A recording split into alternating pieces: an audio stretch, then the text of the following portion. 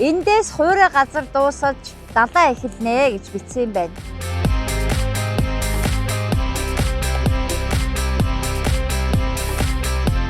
Францын Айфелийн цамхгийг барьсан Эйфел гэдэг хүний шавь энэ гүрийг хийсэн байлээ.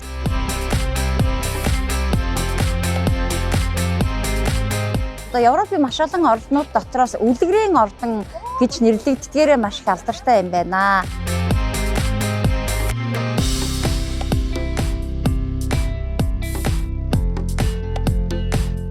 Порто вайны төрсөн нутаг бол Порто хот байгаамаа.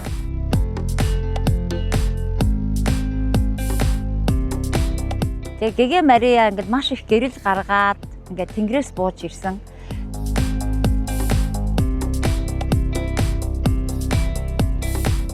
Ив игц доошоогоо гардаг, ив игц дээшээгээ гардаг гэх мэтчлэн ингээд тэр тарамбанд бол заавал сууж үзэх ёстой байдаг юм байна.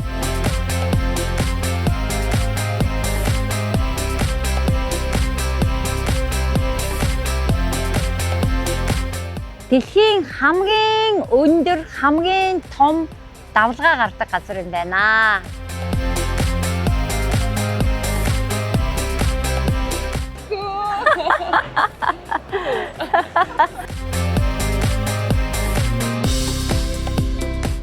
Тэгээ ер нь бол энэ Португалийн үндэсний гол урлаг бол Мозаика юм байна. Тэгээд энэ шилтгэн дотор юу байдаг вэ гэхээр ийм 27 метрийн гүнзгий том худаг байна. Тэгээд энэ худаг бол яг устай худаг биш. Ола.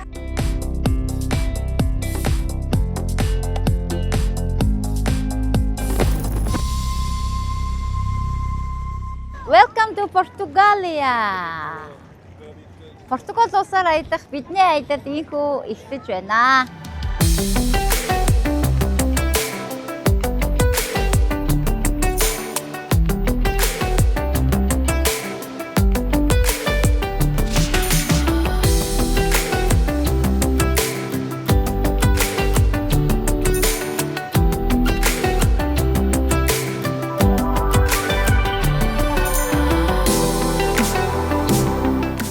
Португалийн нийслэл Лиссабон хотын төв талбай.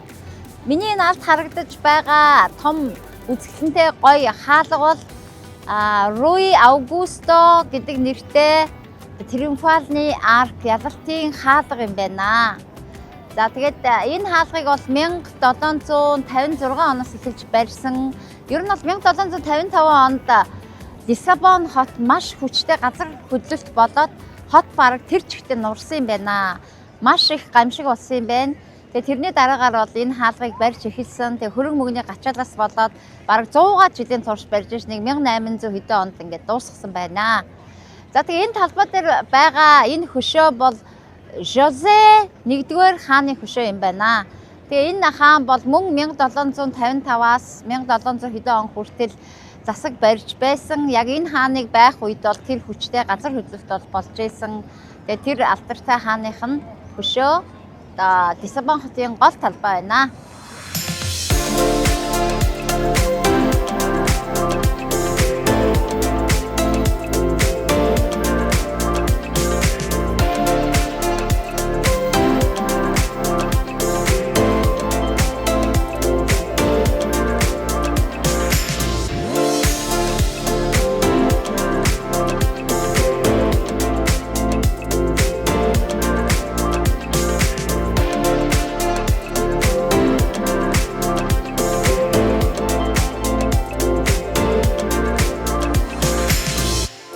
За Лисбон хотын хот бол өөрөө юм маш олон толгодын дунд байрладаг.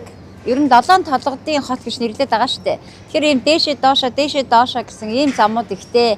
Дээрээс нь ингээд алсын бараа харж хотыг дээрээс нь харахын тулд ийм лифтнүүд байдаг юм байна. Нэлээд эртний дээр үеийн ийм гоё үзэсгэлэнтэй гоё лифтийг бас гудамжиндаа хийж өгсөн байдаг юм байна. Тэгээ энэ лифтээр гараад хамгийн орой дээрээс нь Лисбон хотоо хардаг юм байна. За дээрээс нь Лисбон хотын дундуур трамвай явдаг. Тэгээ хоёр төрлийн трамвай явж байна. Мэдээж орчин үеийн одоо ийм урт гоё трамвай явж байна. түүнээс гадна 100 жилийн өмнө явдаг байсан жижигхэн хөөрхөн шар трамвайнууд явж байна. Тэгээ тэр нь бол нэлээд түүхэн трамвай гэж нэрлэгддэг юм байна л да. Тэгээд энэ 28 дугаар шугамын дагуу тэр трамвайгаар явдаг ийм одоо жууштай зориулсан маршрут байдаг юм байна. Тэгээд тэр трамвайгаар явахаар яг хуучны түүхэн хэсгүүдээрээ дайрч явдаг. Дээрээс нь нөгөө маш нарийнхан гудамжуудаар явдаг учраас ингээд трамвайгаар явж байхдаа гараа бараг ингээд юунаас трамвайнаас гаргаад хажуу талынхаа гудамжны хан мананд ингээд хурч болдог. Тийм трамвай. Тэгээд бүр ингээд ив ихц доошоогоо гардаг, ив ихц дээшээгээ гардаг гэх мэтлэн ингээд тэр трамвайд бол заавал сууж үзэх ёстой байдаг юм байна.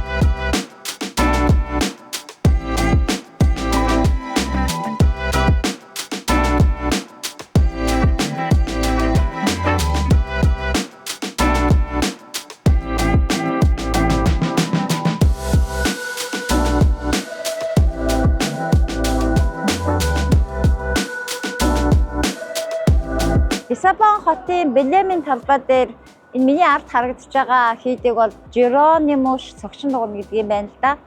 Тэгэд энэ ямар учиртай вэ гэхээр 1492 онд Васко де Гама алдарт далайчин энэтхэгийг энэтхэг хүрэх замыг нээх далайн аялалдаа гарахынхаа өмнө одоо энэний туйран дээрээс жижигхэн сүмд мөргөл үлдээд явж исэн түүхтэй юм байна. Тэгээд тэр энэтхэг рүү яваад бусаж ирэхдээ үнэхээр асар их баялагийг одоо нээж олж ирсэн. Энэтхгээс маш их хэмжээний алт мөнгө одоо халуун ногоо авчираад тэгээ маш их баялагийг маш их мөнгийг бол энэ Португалийн хаанд одоо оруулсан байна л да. Тийм учраас Португалийн хаан Васко де Гамад зориулаад энэ Жеронимуш гэдэг нэртэй цогчин дугуйг тухайн үедээ барьж ирсэн юм байна. Тэгээд нийт одоо авчирсан тэр их баялагийн татварын 5%-аар энэ хэдийг барьсан гэж шүү. Тэгэхээр угаасаа тухайн үеийн Португал улс тэр энэтхэг хүрээд ирэх тэр баялаг ямар хэмжээний баялаг байсан бэ гэдэг нь эндээс харагдаж байгаа байхгүй.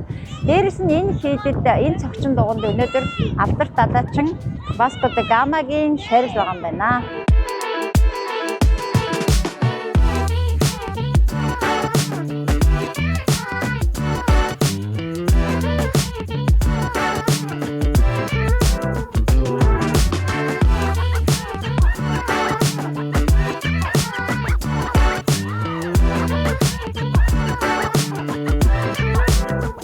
Лиссабон хотын хамгийн алдартай улаан гүүр.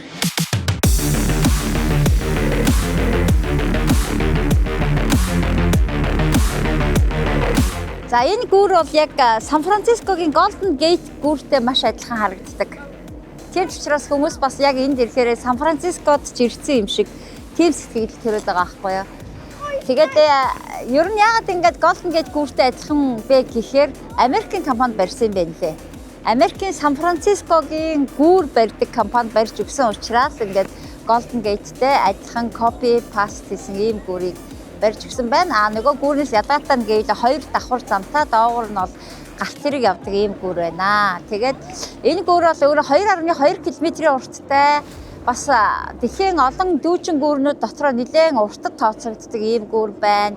Тэгээд энэ Лиссабон хотын голоор урсаж байгаа маш том голыг дундуур нь холбосон Лиссабон хотын хоёр том дүүргийг хооронд нь холбосон ийм гүүр байна.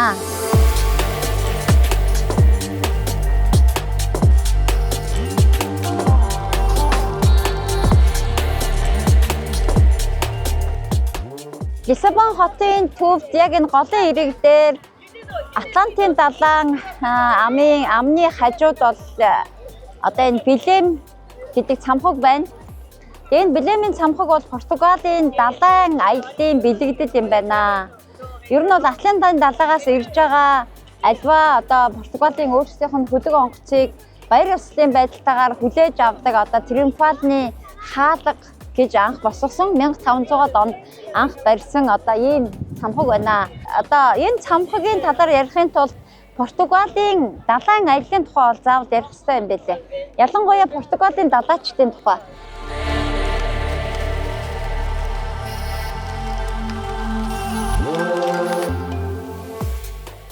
Одоо яг энэ хөшөөний хамгийн урт талд нь зогсож байгаа тэр хүн бол Португалийн алдарт далайчин Васко де Гама байна.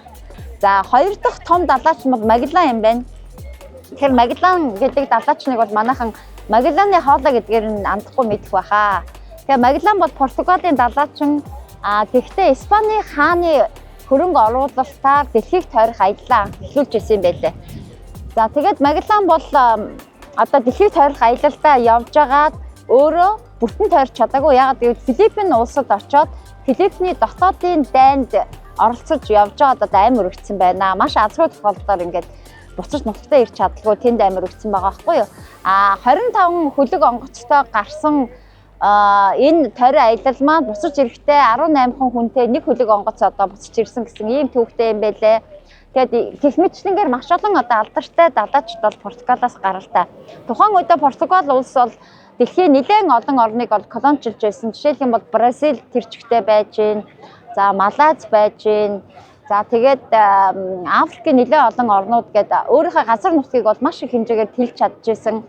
Бас л тухайн үеийн Европын маш баян орнуудын нэг байсан байна. Бид нар саяхан бас Малайзаар аялал хийсэн.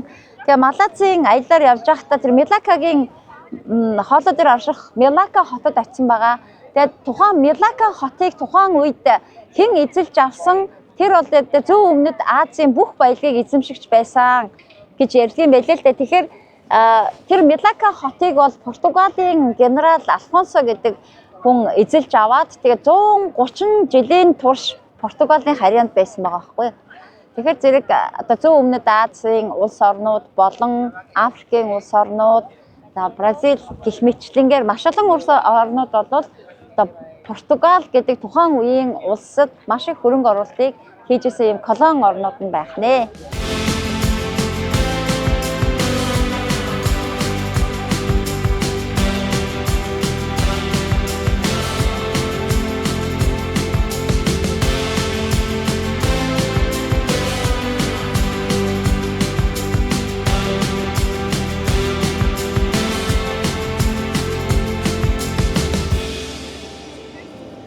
Cristo Rey.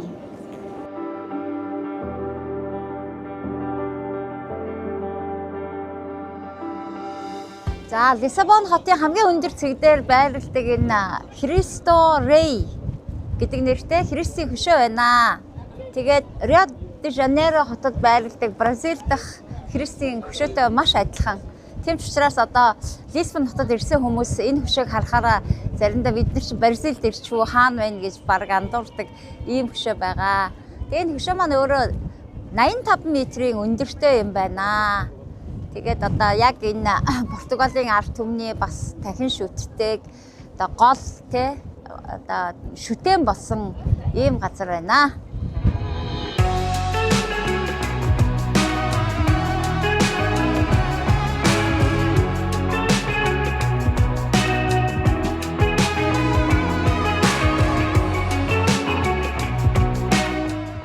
За Лиссабон хотын хамгийн өндөр цэг дээр ирсэн байна. Тэгээд одоо хамгийн романтик, хамгийн үзэсгэлэнтэй мөч болох нар жаргах үед одоо яг ингэж тааруулж ирлээ. Тэгээд энд бол одоо хэдэн мянган хүн яг энэ өндөрлөг дээр цугласан байна. Ягаад гэвэл одоо хүн болго нөгөө нар жаргахыг үзэх дуртай байдаг учраас энд хотын иргэд болон жуулчид тэгээд маш олон хүмүүс нар жаргахыг үзэхээр цугласан байна. Тэгээд ер нь Лиссабон хот маань нэлээд өндөрлөг тийм олон толгодуудаас тогтдог 7 толгодын хот гэж бас нэрлэдэг юм байна. Тэгээд ерөөсөө Лиссабон хотод аялах байгаа хүмүүс бол гутландаа маш их анхаарал тавих хэрэгтэй. Ягаад гэвэл байнгын уулны доошоо дээшээ гэдээ ингэж явж байдаг учраас одоо маш сайн гуталтай явах хэрэгтэй юм байна. Тэгээд ер нь зам нь бол дандаа ийм хуучны чулуун замтай явхад маш тийм төвөгтэй хэцүү ийм замтай учраас гутландаа анхаарал тавиарай гэж хэлье.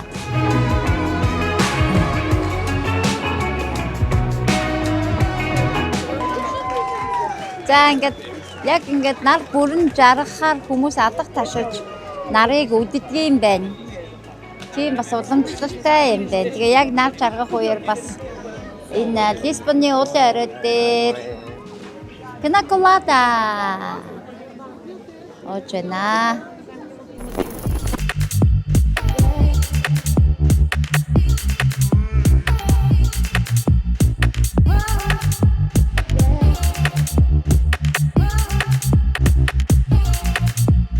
За Атлантын далайн ирэг дээр Назаре гэдэг далайн иргэн жижигхэн хотод ирсэн байна. Тэгээ Назара гэдэг хот юугаараа алдартай вэ гэвэл дэлхийн хамгийн өндөр, хамгийн том давлгаа гардаг газар юм байна. Тэгээ бүр 30 метрийн өндөртэй давлгаа гардаг. 10-аас 30 метрийн өндөртэй Monster Waves гэж нэрлэдэг. 10 давхар байшинтай чицүү давлгаа гэж боддоо. Тэгээд нөгөө серф хийдэг хүмүүс, ялангуяа мэрэгжлийн серфчид бол энд ирж маш том тэмцээнүүд болдог. Дэлхийн рекорд эвдэх тэмцээнүүд бол яг энэ Назара хотод болдог байгаа. Тэгээд жилийн 11-р сараас 3-р сар хүртэл тэр том давлгаанууд гардаг юм байна. Тэгээд чи одоо баг өвлийн улирал шүү дээ. Тэгээд тэр өвлийн улирлын хүүтэн усан тэр өндөр давлгаанд дэлхийн хамгийн супер серфчд бол энд ирдэг юм байна. Одоо бид нэг 4 сарын дундуур явж байгаа болохоор яг тэр улирал нь өнгөрцөн Атлантын далай бол нэлээд номхон байна. За миний ард харагдаж байгаа энэ хатан цохионууд яг ийм өндөр хатан цохиотой эрэгтэй учраас нөгөө том давлгаанууд чинь энэ хатан цохиог яагаад ингэ буцахтай тийм агуу том давлгаануудыг үүсгдэг тийм байгалийн онцлог ийм газар юм байна.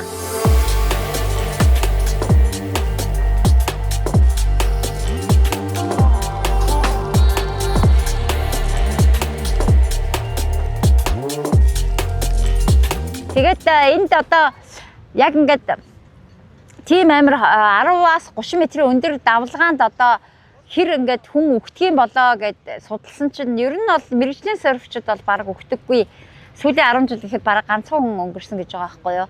Харин зүгээр явж байгаа жуулчид нөгөө том давлгаа үзэх гээд ирсэн жуулчид яг тэр хатан хясааны ирмэг дээр зогсоод давлгааны зураг авах га селфи хийх гэж зогсож байгаад давлгаа ирээд одоо нөгөө хүнийг хамаад далаа руу авч ордог ийм осол аваар бол маш их болдог гин шүү. Тийм учраас бүр ингээд далаа руу нуруугаа битгий харуулж зогс гэсэн тэмдэглэлийн өртөл байдаг гэж байна. Тэгэхээр тийм аюултай нөгөө селфи хийж байгаа амь насаа алднаа гэдэг чинь энэ л болдго юм шиг.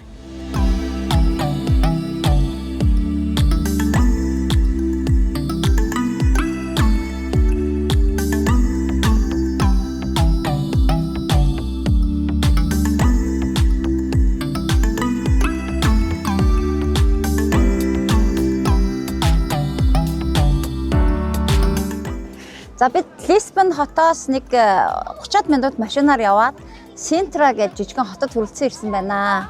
Тэгээд Синтра уулан дээр байрладаг юм хот юм байна. Тэгээд энэ уулын орой дээр маш үзэсгэлэнтэй гоё ордон байна. За энэ ордон бол 19-р зууны үед баригдсан.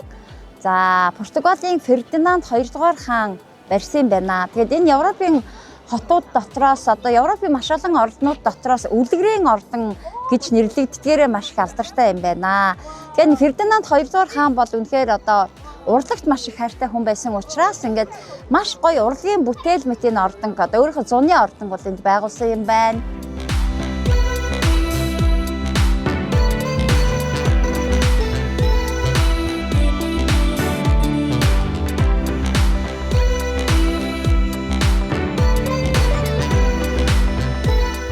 Тэгэд энэ ордон бол өөрөө ийм нэг католик тэгээд маврын соёл энэ дундад зууны үеийн нэлээд хідэн соёлыг одоо өөртөө агуулсан ийм юутай юм. Одоо ингээд сайн харах юм бол дандаа ийм бөмбөр оройтой. Энэ нь бол мэдээж Португал улсын одоо маврчуудын эзлэгдсэн тэр үеийн маврын исламын соёл шингэсэн. За дээрээс нь тэгээд энэ Европын дундад зууны үеийн соёл шингэсэн ийм холимог урлаг гэдгээрээ алдартай ийм ордон байна.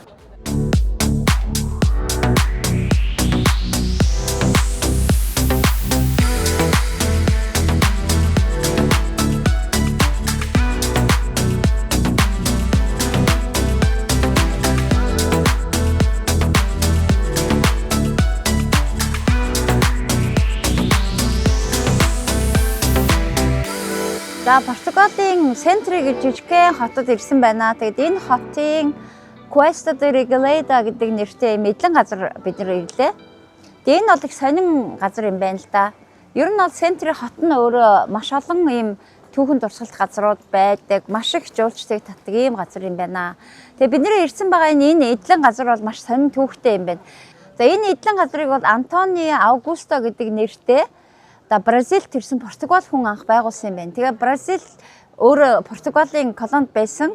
Тэгээ тэр үед бол одоо кофений 8 тэгээд үнэт чулууны 8-аар бол маш их баяжсан тийм гэр бүл байж тээ. Тэгээ дараа нь ингээ Португалд нүүж ирснийхаа дараа энд одоо газар аваад энд бол маш том шилтгээнүүдийг бол барьж байгуулсан байна. Тэгээд энэ шилтгэн дотор юу байдаг вэ гэхээр ийм 27 метрийн гүнзгий том худаг байна. Тэгээ энэ худаг бол яг устай худаг биш. Зүгээр шатаар доошоо тэр худаг руу буугаад тэр худгаасаа ингээд одоо харанхуй хонглоор нэлээд урт замыг туулаад тэгээд ингээд гэрэлтэй газар гинт гарч ирдэг ийм хонгол байна л да. Тэгэд энэ эдлэн газрыг байгуулсан хүн бол яг энэ Европын масончуудын бүлэглэлийн гишүүн юм байна. Тэгээ Португалийн масоны бүлэглэлийн одоо ахлагч ч юм уу тийм хүн юм шиг байгаа юм. Тэгэд яг масон гэдгийг манайхан сонссон байж магадгүй л дээ. Энэ бол ингээд Европ болон дэлхийн томчуудыг, баячуудыг хамарсан ийм нууц бүлгэн байдаг шүү дээ. Тэгээд энэ масончууд яадаг вэ гэхээр өөрийн гэсэн тусгай тэмдэгт одоо нууц тийм ярианы яриа одоо нууц үг одоо бүх юм л ер нь тийм нэг ийм нууц тийм бүлэглэл байдаг. Тэгээ энэ бүлэглэлийн гишүүн тэгээд тэр хийсэн 27 метрийн гүнтэй худаг энэ төр болоод яг тэр масонны үйлдэл байгаа байхгүй юу? Хэрвээ та масонны шинэ гишүүн болохыг хүсэж байгаа бол шинэ гишүүн болохын тулд энэ 27 метр гүн худаг руу орох ёстой. За худаг руу ороод энэ хонгол дундуур яваад тэгээ гэрэлтэй газар гарч ирдэг гэж байгаа. Тэгээ энэ үйлдэл нь юуг үзүүлж байна гэхээр та бол ингээд одоо маш гүнзгий харанхуй газар руу ороод тэр харанхуйгаар явах замдаа өөрийнхөө нүглийг намжлаад гэрэлд гарч ирэхдээ шинэ хүн болж төрж байгаа хэлбэр шүү гэж үздэг юм байна.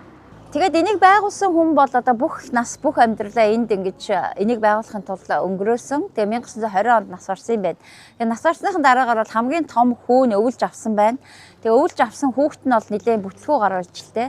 Тэгээд одоо мөрөөдөө тоглоом тоглоод одоо архитаар суугаад шоудаач гэх тийм үү. Ингээд энэ том эдлэн газрыг бол өрөнд алдсан байна. Тэгээ 1940-од онд бол өөр хүмүүс худалдаж авсан. Тэр ихтгэхийн хэл одоо Японы том корпорац хүртэл энэ газрыг худалдаж авч ирсэн түүхтэй гэж байна. Тэгээ 1975 онд бол Португалийн засгийн газраас энэ газрыг одоо төр засгийн буцааж худалдаж аваад ард иргэддээ нээлттэй болгоод өнөөдөр бол жуулчдын эрх дуртай одоо Португал улсын төсөвт маш их мөнгө хийж байгаа ийм жуулчны төв болж хувирсан байна.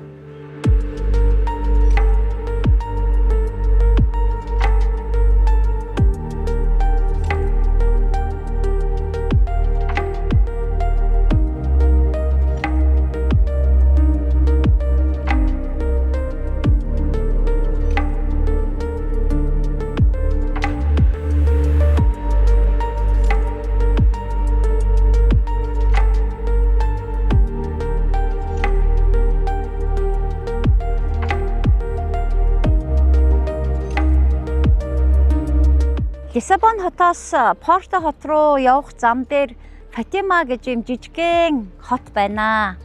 Тэгэд энэ хотод бол аялагч заавал ирж үзэх ёстой хотуудын нэг байна шүү. Тэгээ яагаад вэ гэхээр энэ их сонин төвхтэй, бараг үлгэрч юм шиг, домогч юм шиг. Гэхдээ яг болсон явдал гэж бол маш олон хүмүүс ярьдаг. Дэлхийн нийтээрээ энийг бол болсон явдал гэж ярьдаг. Католик шашинтнуудын хувьд одоо хамгийн ариун дагшин газрын нэг байгаамаа. За тэгэхээр ямар төвхтэй вэ гэхээр 1917 оны 5 дугаар сарын 13-ны өдөр энэ Фатима тосгоны хонь хариулж явсан 3 хүүхэд 7 настай, 9 настай, 10 настай 3 хүүхэд одоо Гэгэ Мариятай уулзсан гэж байгаа байхгүй юу. Тэгээ Гэгэ Мария ингээд маш их гэрэл гаргаад ингээд тэнгэрээс бууж ирсэн. Тэгээ энэ хүүхдүүдтэй уулзаад тэгээд нэг хүн төрлөختөө ер нь юунд цаашдаа анхаарах вэ гэдэг талаар тэр 3 хүүхдэд одоо маш их зүйлийг хэлж өгсөн байгаа юм л да. Тэгэд энэ 3 хүүхэд нийтдээ 6 удаа Гэгэ Мариятай уулзсан юм байна. 5 дугаар сарын 13-наас хойш 10 дугаар сар болтол тэнгэрээс 6 удаа Гэгэ Мария бууж энэ хүүхдүүдэд одоо сургаал номоо айлцсан байна. Тэгээд энэ хүүхдүүд ингээд хэлдэг юм л да Гэгэ Мариятай бид нар уулзж байгаа юм хэлж байгаа гэхээр ингээд томчууд нь ерөөсөө итгэдэггүй. Тэгэнгუут ингээ хамгийн сүүлж байгаа уулзалтан дээр хэлсэн байна л да. За надад хэрвээ итгэхгүй байгаа бол энэ Фатима тосгоны төв талбай дээр одоо 10 дугаар сарын 13-ны өдөр бүх хүмүүсээ цуглуулаарай. Би тэднэрт зориулж одоо тусгай юм үзүүлбэр үзүүлнэ гэж хэлсэн байгаа юм. Тэгээд тухайн өдөр нь 70 мянган хүн энд цугласан байна. Тэгээ 70 мянган хүн дотор одоо шашин шүтдэгч хүн байна, шүтгэхгүй хүн байна. Бүр хэвлэл мэдээллийн хүртэл ирсэн. Гэтэл одоо яг тэр өдөр нь ингээд бороо ороо салхишуураад ингээд амар муха цаг агаартай байж ирсэн. Гинт тэнгэр онгоогоод маш их гэрэл цацраад бүр ингээд нар ингээд бүжиглсэн гэж байгаа байхгүй юу.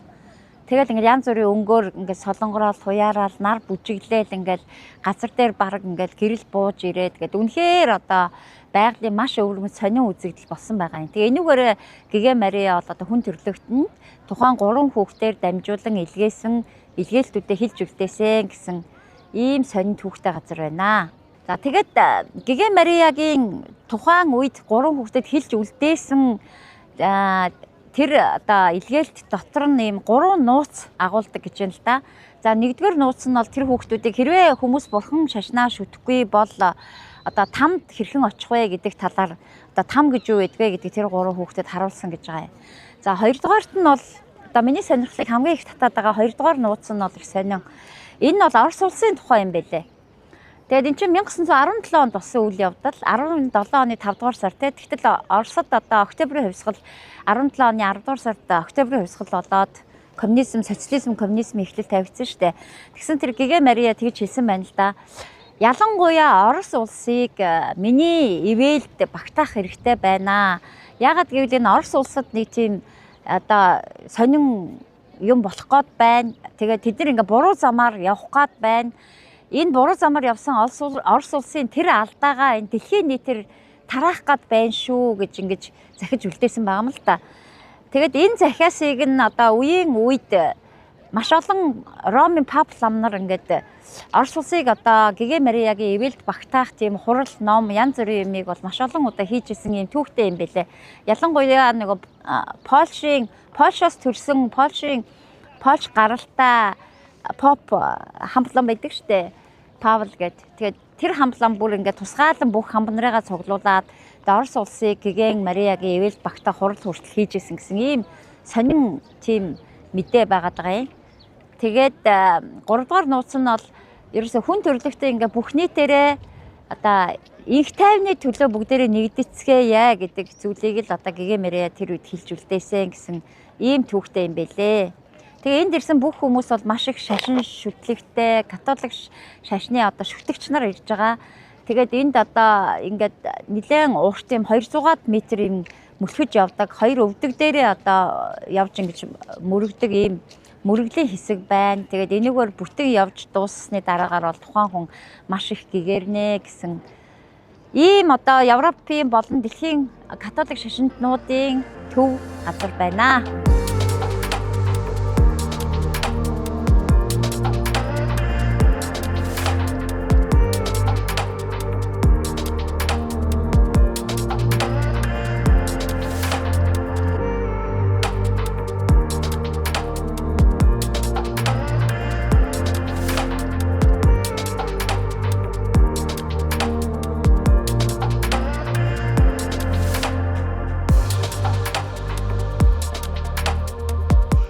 Коба Дарока. За энэ цэг бол Атлантын далайн ирэг дээр Европ төвийн хамгийн баруун талын цэг юм байна. Яг энэ цэгээс ахуулаад одоо Атлантын далайг чигээрээ гацаад Америк төв байгаа. Тэгээ яг энэ цэг дээр маш гоё юм загалмай хөшөө байна. Энэ хөшөөний доод талд нь Португалийн алдартай яруу найрагчийн шүлийн хэсгээс бичиж тавьсан байна. Тэгээ тэр шүлгийг нь юу гэж хэлсэн бэ гэхээр эндээс хуурай газар дуусаж далаа эхэлнэ гэж бичсэн юм байна. За монголоор одоо хэлэх юм бол үүнээс цааш газар үгүй гэдэг манай алдартай үг байдаг те. Яг тэр үгээ чинь тэгээд одоо энд сэлдээ тавьсан байна да.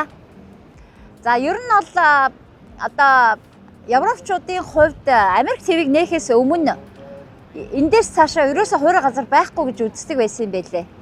Тийм учраас одоо энэ цэг дээр тэр шүлгийг бичиж сэлж тавьсан байна. Тэгээ энэ бол Атлантын далайн эргээр Португалийн одоо Лисбон хотоос Порто хот руу явах зам дээр байдаг жуулчдын заавал ирэх цэгүүдийн нэг байна. Eu me limito a saudação trivial. Muito prazer em conhecer. Tchau.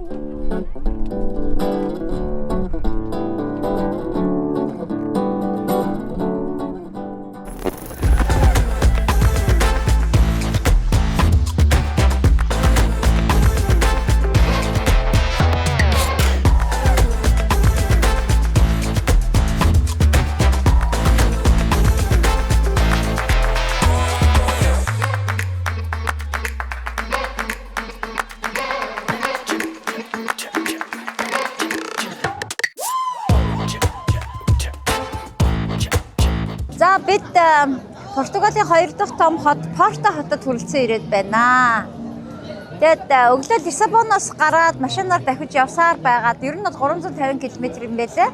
Тэгээд бид нар замдаа бас замын дагуу олон гоё үзэсгэлэнтэй хотуудыг дайрч явсаар байгаад орой 8:30 болж байхад Порто хотод ирлээ. Тийм учраас та нартай ингээд шөнийн Порто хотыг үзүүлэх гэж байна. Тэгээд Порто хот бол ер нь хүн амын хувьд 250 мянган хүн амтай юм байна. Гэхдээ эргэн тойрны жижиг хот тосготой нийлүүлээд 1.5 сая хүн амтай гэж явдаг юм байна. Тэгээ Порто бол одоо нэр нь хаанаас гарсан бэ гэвэл мэдээж ойлгомжтой порт гэдэг үгнээс гаралтай далайн эргийн порт хот юм шиг байна. За дээрэс нь манай монголчууд Порто гэдгийг юугаар сайн мэдэх вэ гэвэл Порто wine. Порто гэдэг чихэрлэг дарсаар нь та нар маань маш сайн мэдж байгаа байхаа. Тэгээ бид нар бас маргаашийнхаа аяллаар Портогийн алдарт дарс Порто дарсыг бас амсах аялал хийх болно. Ингээ та нартай Порто хотыг танилцуулъя. За Порто хотод ирээд хамгийн түрүү хийх ёстой зүйл юу вэ? За хамгийн түрүү ирээд уух ёстой Порто wine шүү дээ. Энийг уух юм лээ. За cheers.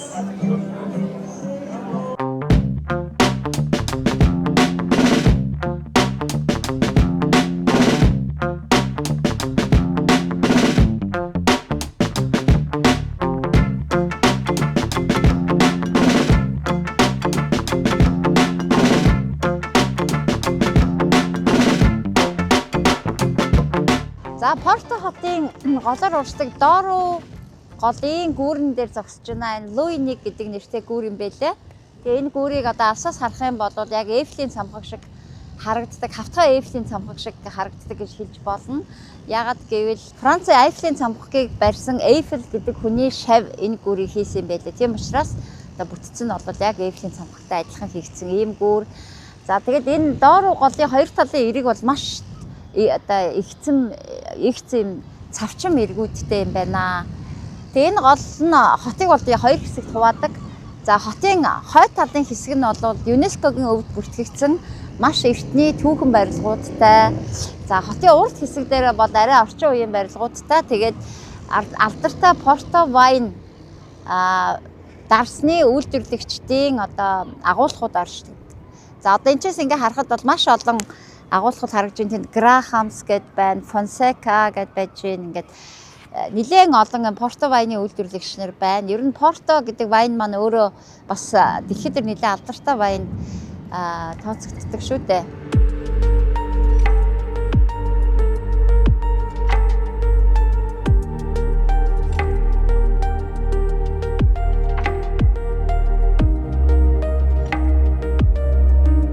Портогийн цогчин дугны өмнө зогсож байна. За энэ цогчин дугнууд 12 дугаар зуунд баригдсан. Гэхээр яг энэ Порто хотын бас хамгийн эртний цогчин дугны нэг байна. Тэгээ байршил нь бол яг Порто хотынхаа хамгийн өндөрлөг цэг дээр байршдаг учраас эндээс бол хотыг эргэн тойронд харахад үнэхээр үзэсгэлэнтэй харагддаг газар байна. Седу Порто гэдэг энэ Портогийн цогчин дугны үүдэн дээр байгаа энэ баг нь бол одоо 12 дугаар зуунаас хойш энэ Порто хотын одоо шүүх үйл ажиллагаа явж исэн газар юм байна. Тэгээд яг энэ багнанд одоо хүлж ташуурдах ч байдаг юм уу? Энэ багны өмнө зогсоож байгаад одоо нэр тэрийг нь гутаах ч байдаг юм уу? Одоо тийм ял зэмлэлийг бол оноодог ийм газар байсан байна. Тэгээ энэ баг нь бол маш их алдартай. Тэгээ энэ баг нь бол шудраг ёсны баг нь гэдгээрээ алдартай юм байна.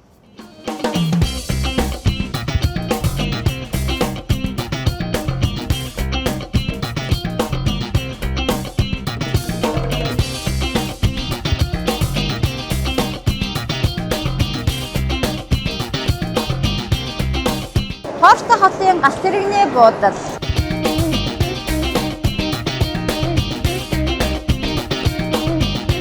За Порто хотын галт тэрэгний буудал дээр ирээд байна. Тэгээд энэ Порто хотын галт тэрэгний буудал бол яг музей шиг үнэхээр үзэсгэлэнтэй гоё юм байна. Тэгээ ер нь бол энэ Португалийн үндэсний гол урлаг бол мозаика юм байна. Тэгээ энэ ханнуудыг энэ дандаа ийм мозаикаар хийсэн, одоо пялтагаар хийсэн. Тэгээд яг энэ ард иргэдийнхаа ахуй амьдрал, за түүхчилсэн зургууд, тэгээд дайны үеийн одоо дайн байлдаан, малчны амьдрал, тариачны амьдрал гээд Тэр бүгдийг бол ингээ мозаикагаар үзүүлсэн үнэхээр үзэсгэлэнтэй train station байна.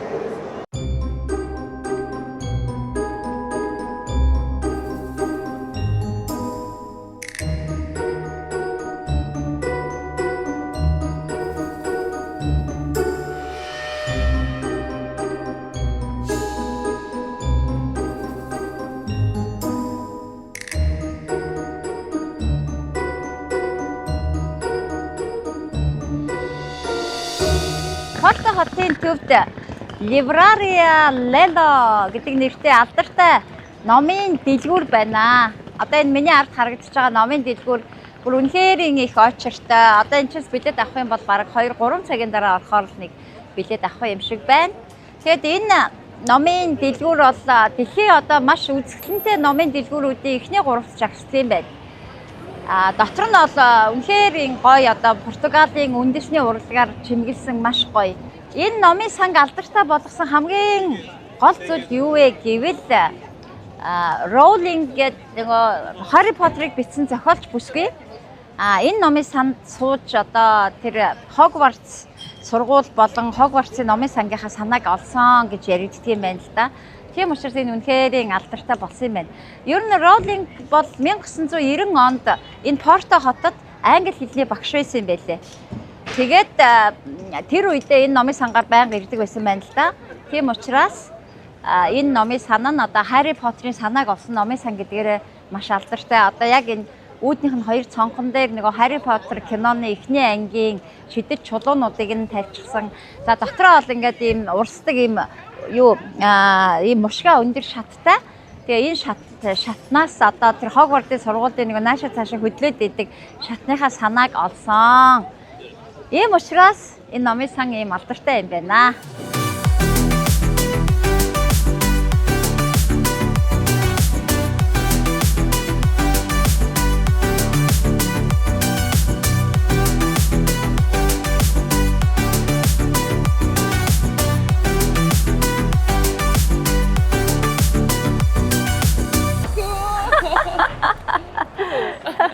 Супер. Рада познакомиться. Да, меня Людмила зовут. Мила можно, да, просто. Меня Ирка. Ирка? Да. У нас Она из замечательно, Украины. Из какого города Я Украины? из Харькова. Уже 4 года здесь в Порто живу. О, мисс Украина. Спасибо большое. Слава Украина. Героям слава. Героям слава. Я буду очень ждать выпуски спорта. Пожалуйста, это наш проект, Old Press, украинский проект, да. Да. Это украинский? Да, украинский, да. Вау, да. Это украинский проект. Да, спасибо. Да, всего Рада доброго. знакомиться. Взаимно, Успех. взаимно. Да, всего доброго.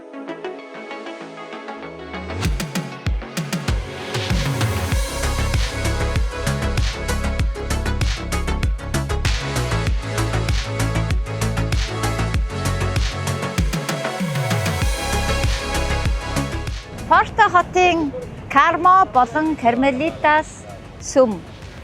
Энэ сүмийн хажуу талынхаа нь бол яг энэ Португалийн уламжлалт одоо гоёл чимэглэлийг харуулж байгаа мозаикагаар хийсэн хан байна.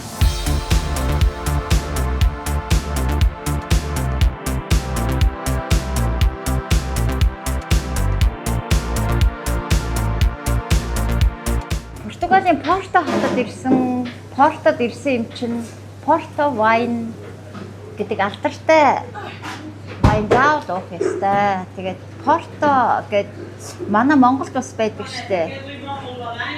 Нэг бандгар шилтэй Порто гэдэг чихтэй вайн байдаг да. Бид нар ч одоо залуудаа их уудаг байлаа штэ. Тэгээд Порто wine-ийн төрсөн нутаг бол Порто хот байгаамаа. Тэгээд энэхий нэг усын үзмний онцлогоос болоод энэ чихэрлэг вайн байдаг гэсэн. Тэгээд ийм цагаан Порто бас байдаг юм байна. Улаан Порто бас байдаг юм байна. Тэгээд алдарт Порто wine авсацгаая.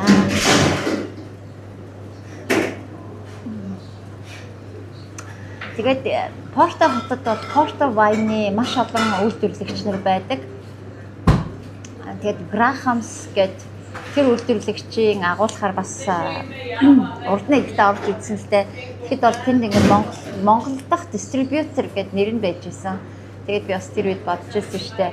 За, Порто үнэхээр оригиналаараа Монголд байдгийн байна. Бид шиг янз бүрийн хөлтний юм хөлтөөсөөр хагаад бүр айдаг болцсон те. Тэгсэн чинь яг үйлдвэрлэгчдэр нэрээ харсан чинь Монгол дахь албан ёсны дистрибьютор тэр компани шүү гэж хэлсэн байсан.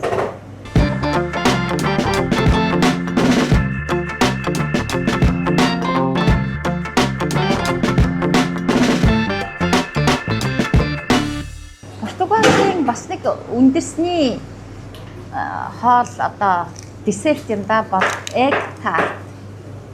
За, egg tart чинь португалчууд анх зохиосон юм байна. Сая энд ирж мэдлээ. Тэгээ энэ бол яг эндхийн хүмүүсийн гол иддэг зүйлүүдийн нэг юм байна. Тэгээ Португал тогооч одоо эртдэр үед л португалчууд энийг зохиогоод тэгээд одоо дэлхийн нийтээрээ энийг иддэг болсон юм байна шүү. Атлантын далайн ирэг дээр сууж байна. Тэгээ Атлантын далайн ирэг дээр сууж байгаа юм чи мэдээж загас иднэ. Тэгээд энэ ширийн яг энэ 10 метрийн цаана далайн харагдаж байна. Тэгээд тэр далаас барьсан сам хорхой. Тэгээ энэ хоолны газрын өнөөдрийн хоол нь болохоор Sea Bass гэдэг нэртэй загас байна.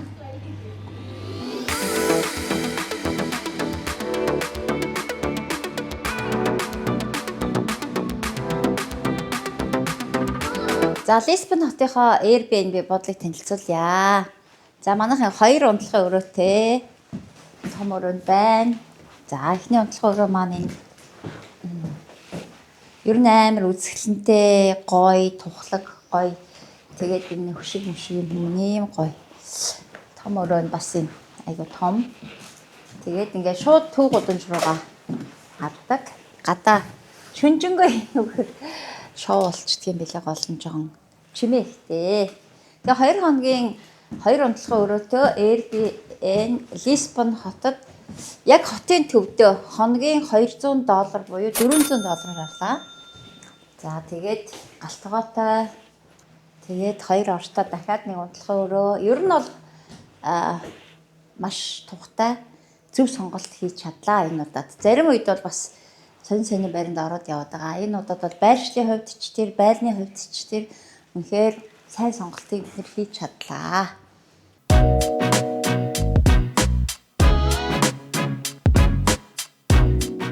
За, Португал улсаар аялахад хамгийн зөв сонголт бол машин түрээслэх байдаг. За, бид очихоос өмнө trip.com сайтыг ашиглан машинаа түрүүлээ захиалчихсан байсан.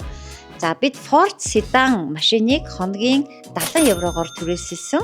За, ер нь бол бусад Европын орныг бодох юм бол Португалд машины түрээс хамаагүй хямдхан байсан. За, бид буруу газар паркинг хийснээс болоод үзэх юмаа үзчихэд буцаад ирэхэд машины маань шилэн дээр торгуулийн хуудас наасан байсан бөгөөд €30-ийн торгуул байсан. Ингээд бид нэр тэр хуудсан дээр заагдсан зааврын дагуу мэйлээр холбогдож торгуулаа төлсөн. Ер нь гадаад улс оронд аялж явахдаа ямар нэгэн байдлаар торгуул авах юм бол та нар заавал торгуулаа төлөхийг хичээгээрэй. Яагаад гэвэл дахин тэр улсаар очиход таны урд нь гаргасан зөрчил чинь хил дээрээс буцаах шалтгаан болдог шүү.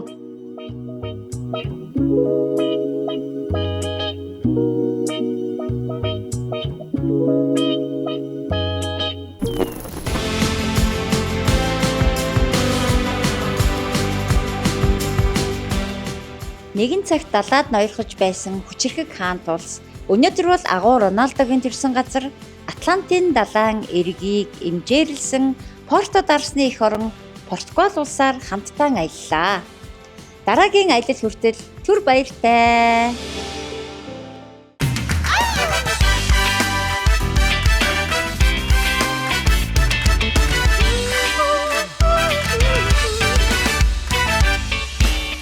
Бос гайхамшиг юм бүтээсэн юм ба.